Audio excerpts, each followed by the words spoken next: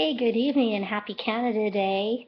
It's True Blood Night, and it's my favorite night of the week. I love True Blood. So tonight's episode is Season 4.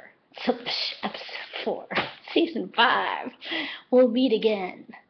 Okay, we'll start where we left off. Tara was baking herself in the tanning salon on fire. And we knew Pam was going to come get her because masters always feel everything that's going on. So Pam shows up and she says to Tara, you as your master, you will never do that again. The masters have amazing powers over their people. So Tara is now no longer allowed to do what she was doing because um, Pam has told her not to. So later on, Pam does the same thing again when Tara refuses to feed on human, and Tara's forced to do it. So the whole episode really is Tara learning to deal with the fact that Pam is her maker, and she's going to have to live with that and do what she says. Anyway, there is a little bit where Tara talks to Bill and basically talks about how she hates Sookie and Sookie is trouble for everybody and everybody dies when they're around Sookie. Which seemed to be the theme of tonight's episode. Sookie is trouble. Speaking of Sookie, she tells Lafayette that she told Alcide, sorry, I had to twist my chair around. She told Alcide that oh, right, they killed Debbie Pelt. Oh, it's late at night. I can't think properly when I'm doing this late at night. And Lafayette is ticked off. He says, "You're the angel of death, Sookie. Everyone around you dies. Thanks a lot for throwing me under the bus." She's like, "I didn't even mention you, Lafayette. I don't know why you're freaking out." But, it's Lafayette. He freaks out over everything. So later we see Lafayette get all demony on Sookie's car, put some kind of curse on her car, and so she's working at Merlotte's, and the hate continues as she hears everybody in her head saying, "Sookie's a bad, she did this to Tara, oh, Sookie's so bad," and everybody seems to hate her. So she leaves Merlotte's in her car, which is previously possessed by Lafayette, and it goes crazy. She's trying to slam on the brakes and push the gas or not push the gas, and it seems to be working on its own. So she jumps out of the side of her car, which is quite amazing because I think you get really sore doing that, rolling all over the pavement. But Sookie is fine. Her car smashes into a pole, and she's all like, "Oh my god." She goes to her house after her horrible day. And she gets out some vodka and some peach-flavored stuff, starts getting her drink on. So Lafayette finds the car and suddenly realizes that he kind of demon-possessed it. So he phones Sookie and he's like, "I need to speak to you." Soon enough, Alcide shows up at the door because earlier he went to the Pelts and told them that he knows that Debbie is dead and that Marcus killed her. So they to let her know they are both very mad at Alcide and tell him to go away, and he covers for Sookie. So he shows up to tell Sookie that he covered for her, and doesn't everybody?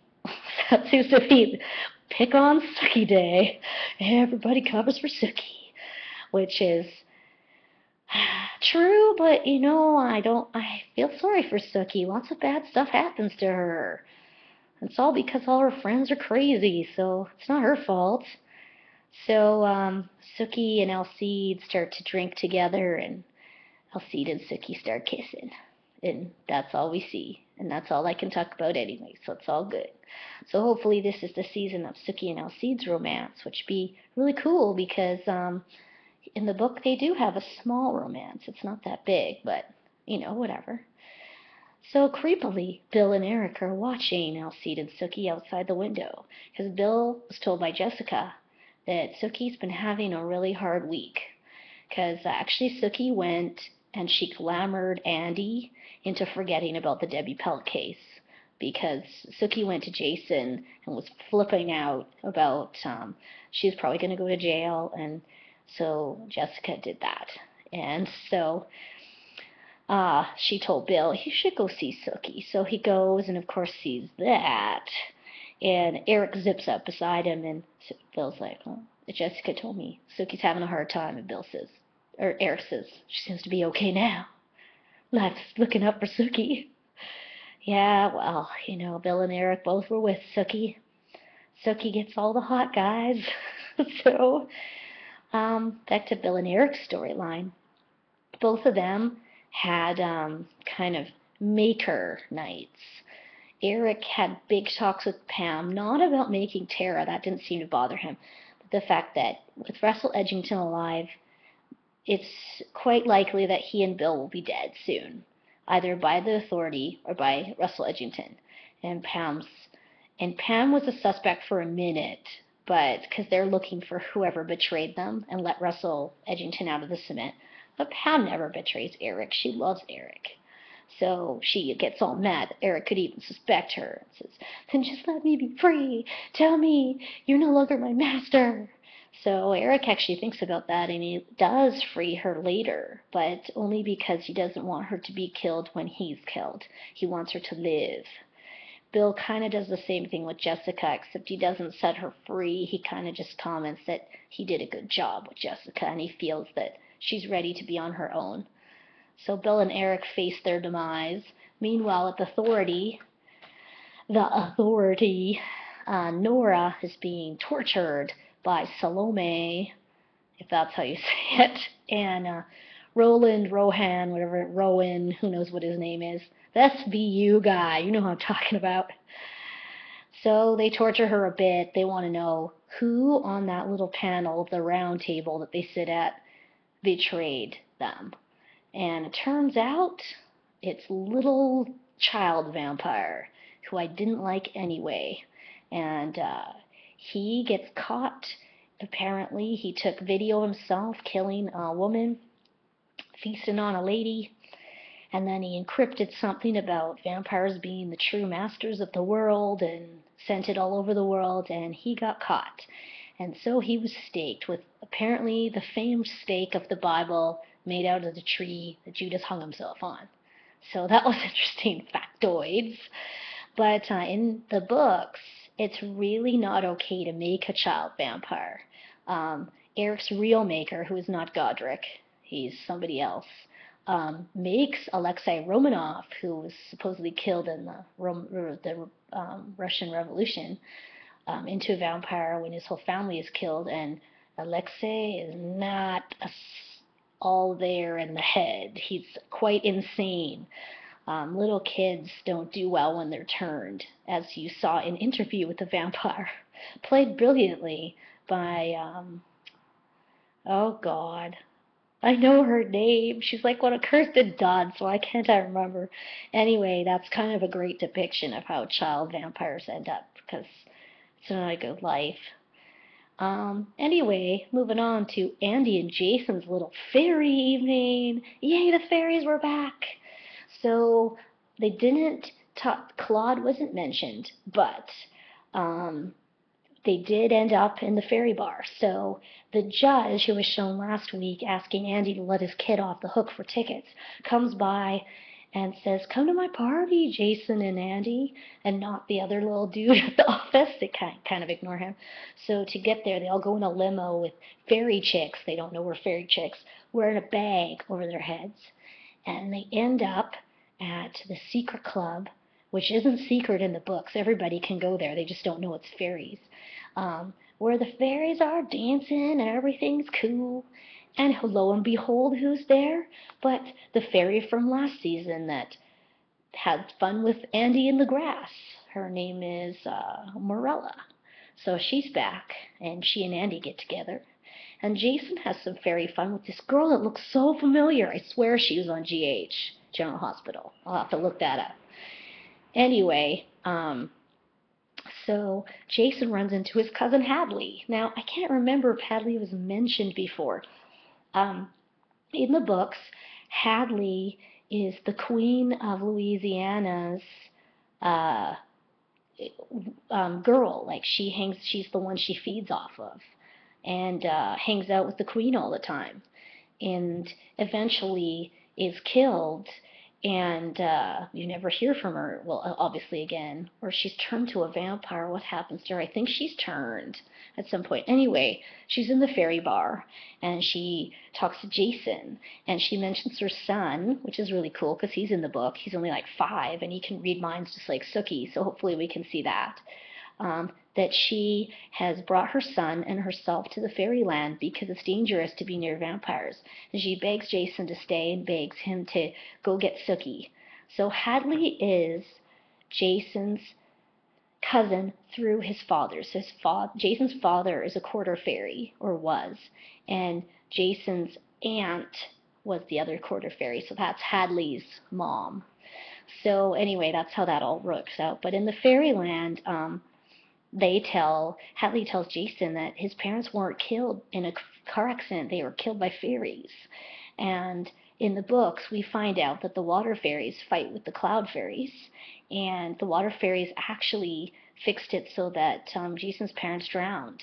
And they're not good people. So Hadley's trying to tell Jason this, and apparently she's tripped the fairy alarm, because 2 big fairies come and blast of them out of the bar. So Andy and Jason end up in the field.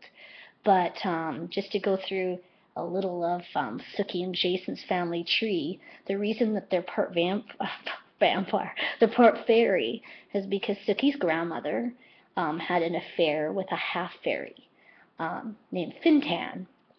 And Fintan and the grandmother had 2 children, Sookie's dad and Hadley's mom.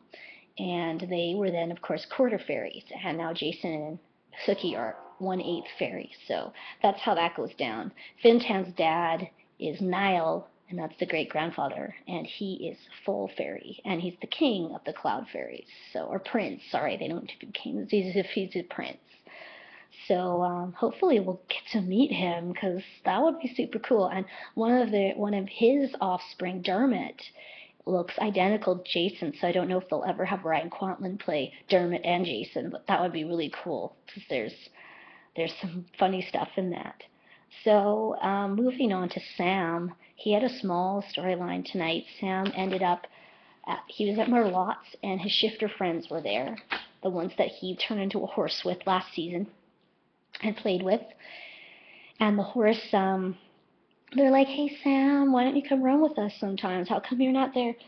And he thought that that wasn't a good idea for him to do. So he decides he will go hang out with them. But when he goes to find them, they've both been shot in the head. So, mystery. Who is shooting shifters? Maybe the Werepanther people?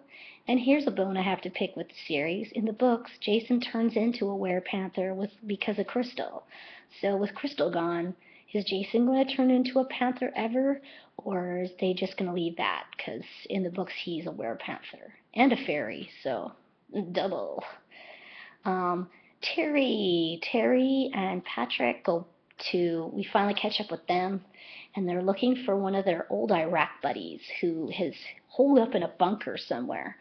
And on their way to find him, Terry has this flashback of when they were in Iraq, and one of his friends actually shot a civilian, and then that entire family got slaughtered during some gunfire that happened, and it was really horrifying.